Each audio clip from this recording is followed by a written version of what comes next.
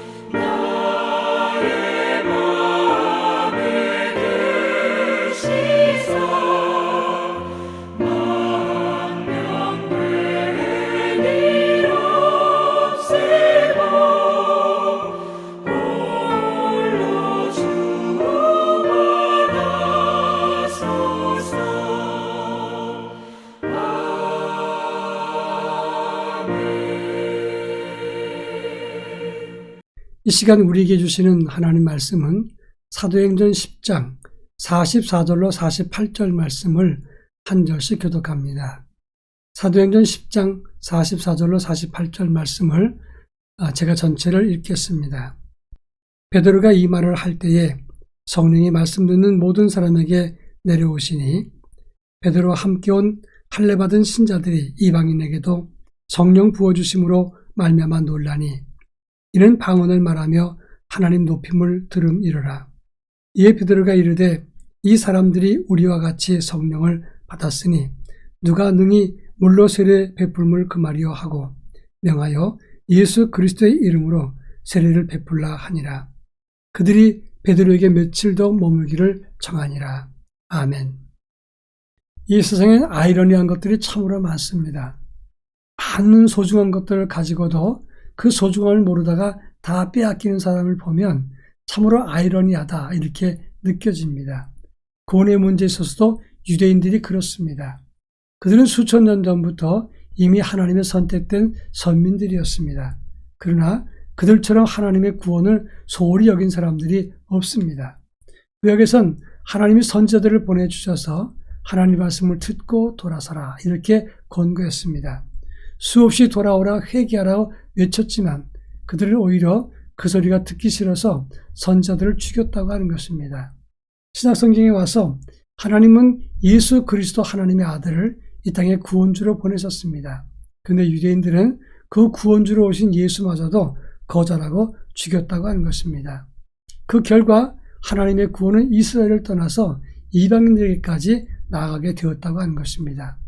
이것이 하나님의 구원의 섭리고 비밀이고 아이러니라고 말할 수 있습니다. 오늘 우리가 읽은 본문의 말씀은 사도행전 중에서 가장 중요한 역사적인 사건을 다루고 있습니다. 사도행전의 변곡점은 이방인에게 성령 임함을 다룬 말씀입니다. 그것이 사도행전 10장의 말씀인데 이 본문의 말씀이 바로 그것을 다루고 있다고 하는 것입니다. 이 본문의 의미를 함께 살펴볼까 합니다. 먼저 오늘 우리가 읽은 사도행전 10장 44절로 48절의 말씀은 사도행전 10장의 결론과 동시에 새로운 성령의 시작을 말하고 있습니다. 사도행전 10장은 이방인에게도 하나님의 성령이 임하고 구원의 길이 열렸다는 것을 말씀하고 있습니다. 그런데 그 변곡점은 누구를 통해서 역사했는가? 바로 유대인들이 아니라 하나님은 경건하고 의로웠던 이방인, 이탈리아 군대의 백부장 고넬료를 통해서 바로 이방인에게 성령 임하는 것 도구로 사용했다고 하는 것입니다. 가장 중요한 역사와 구원의 변곡점에 경건치 않은 선민보다는 경건했지만 하나님을 섬겼던 이방 사람 고넬료를 사용했다고 하는 것은 어떤 의미를 줍니까? 이것은 하나님이 사람을 판단하시는 기준은 외모나 경력이나 연수가 아니라 오직 믿음이라는 것을 의미한다고 하겠습니다.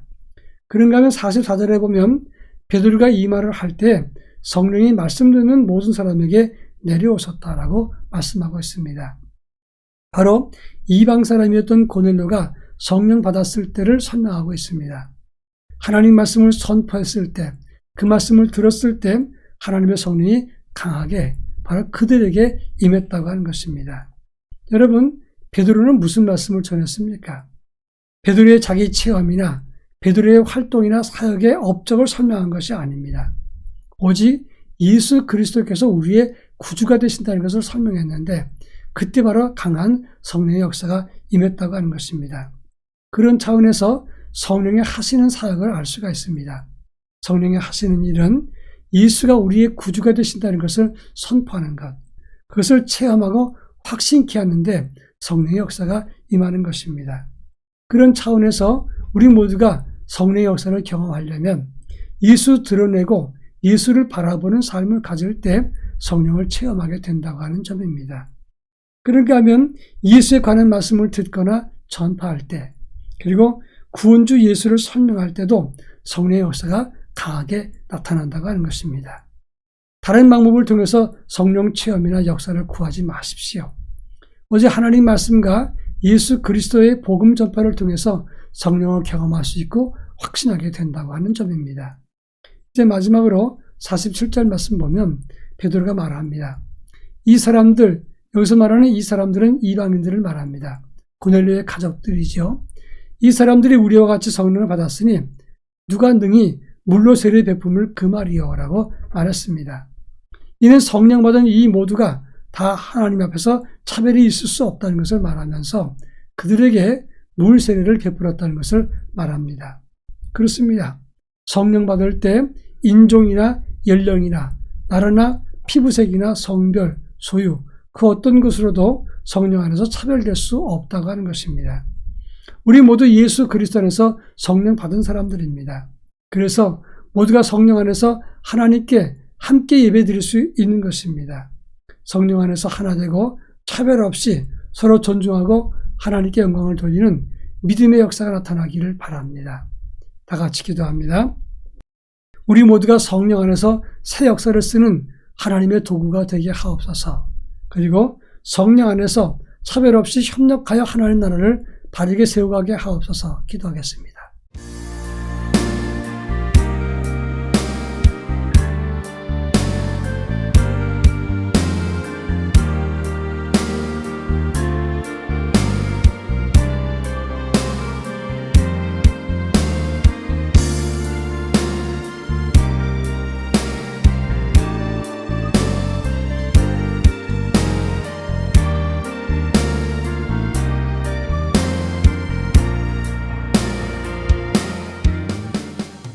자비로우신 아버지 하나님 감사합니다.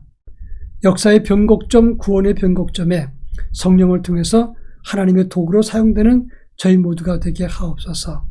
성령 안에서 차별 없이 모두 하나 되고 협력하여 하나님 나라를 바르게 건설할 수 있도록 은총을 덧입혀 주옵소서. 예수님의 이름으로 기도합니다. 아멘.